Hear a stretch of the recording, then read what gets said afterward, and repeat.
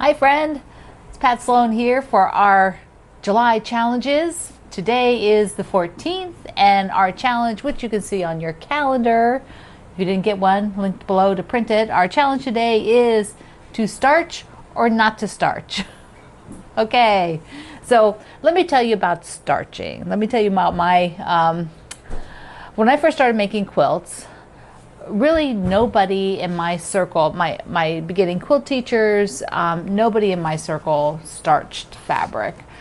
They may have done a little bit of it for some applique techniques, but as far as starching actual yardage or big pieces of fabric and then cutting it up for patchwork, nobody did that. And so I didn't really have any exposure to people starching their fabric before they cut the shapes out. So it took me a really long time until I realized that this was a thing, and then I had to, learn about it. So I'll tell you, this is kind of funny. The first time I actually heard of people starching large amounts of fabric in advance was when I was teaching, and I was teaching a lot of hand applique. And with hand applique, you do not want starched fabric because you need to be able to turn the edges of the fabric over. You want it to be soft and pliable. Well, somebody was in my class and they were telling me they were having some trouble. And so I sat down with them and I actually picked up the work that they were doing, picked it up in my hands, picked up their fabric and the needle to go ahead and stitch, and their fabric was stiff as a board.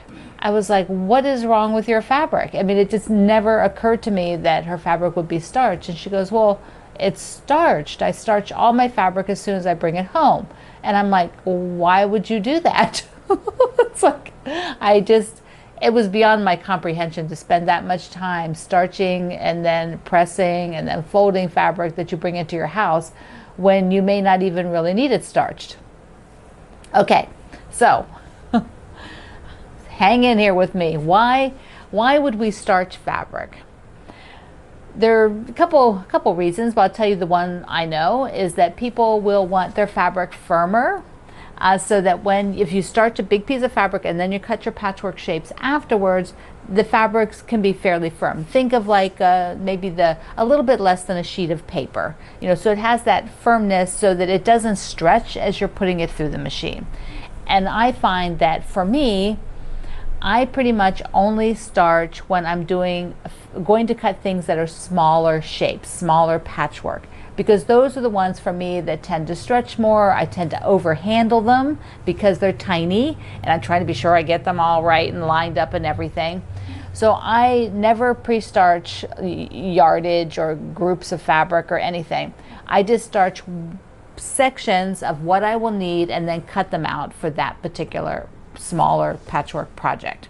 Now recently on the YouTube here, when it was during one of the premiere parts where we have the chat open when it runs the very first time, we got to talking about the starch, and in there a couple people started talking about how they starch the backing of their fabric before they do quilting on it. They might starch it before they send it to their long arm quilter. They might starch it before they themselves base their quilt and then quilt it, because they feel like it eliminates a lot of pleats and wrinkles and makes it straight.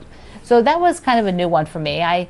That's a lot of fabric to starch. So what do I use? I use this one that's up here because I'm not dipping large amounts of fabric. I'm not doing this for large amounts of yardage or anything. I can just use this Niagara. There are also several qualities of Niagara. I think there's firmness level. This also used to be called Faultless. I think that's how it was. There was a brand called Faultless and a brand called Niagara, and I believe it was purchased. So now this is what it looks like, and I just get this at the grocery store. So I'll link you up below. You can get it online if you don't have it at your grocery store. But this is what I use. I just spray it. And then I try to let it air dry, and then I press it, and then I cut my shapes. So your challenge today, tell me how you approach, if you approach using starch. Do you use starch? When do you use starch? I'd love to know if there's other times that you use it. Tell me. That's it. That's our challenge for today. Okay, yay!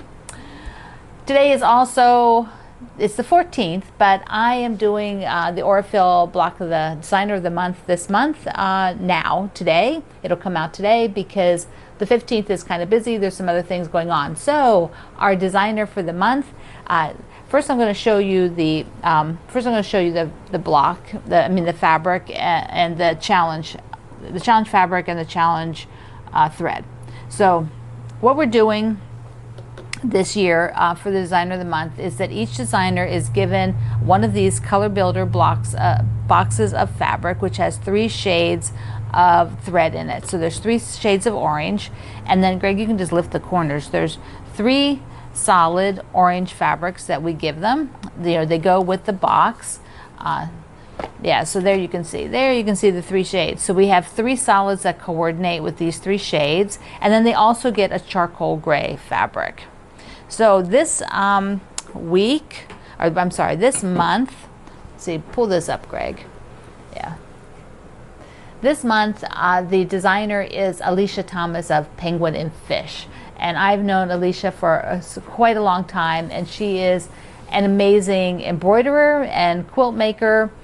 So when I asked her to be on the team, I was super excited to see what she would come up with. And so when you read the interview, she'll tell you about her inspiration for this block. The color builder this month is Tuscany. So they're all cities in Italy. So it's Tuscany. So let's look at Alicia's block. Look at this. It's like a villa out with the fields, and this is the lavender. So here's the gray fabric that they're also given, and they can add to it as you've seen. So Alicia did these sort of petals from a daisy. She just filled up the field, and then her windows are also this way. So it's an absolutely gorgeous, fun block to do. Okay, the Aurifil Designer of the Month sampler, I interview the designer, and then you go over to the Aurifil website and you'll download the pattern. They're all very unique and interesting blocks, so it makes an incredible sampler. You learn a lot of techniques. Now, because of this, I can't sew my block, but Carolina Asmussen, who is also one of the designers for this this year, and you've already seen her block earlier this year, she did my block for me, and she also did some photos and did her free motion embroidery, like with the free motion foot. And so I have all of that on my website, so you can see how Carolina approached it and did my block for me. She'll also be doing August for me, since I still won't be able to sew. Who knows? Maybe she'll have to do September. But she's very talented, and she's done a really, really great job and showed you some a really cool way to approach doing that embroidery on the machine. So it's kind of like free motion embroidery. So very cool. So all the links are down below for that. Okay, I have to show you some super cute fabric. Just so darling, I can't stand it. Okay, so it's called Little Red, who you might suspect is Little Red Riding Hood. Look at this. Look how super, super cute. I have always loved the story of Little Red Riding Hood. Here is the wolf and the little cottage.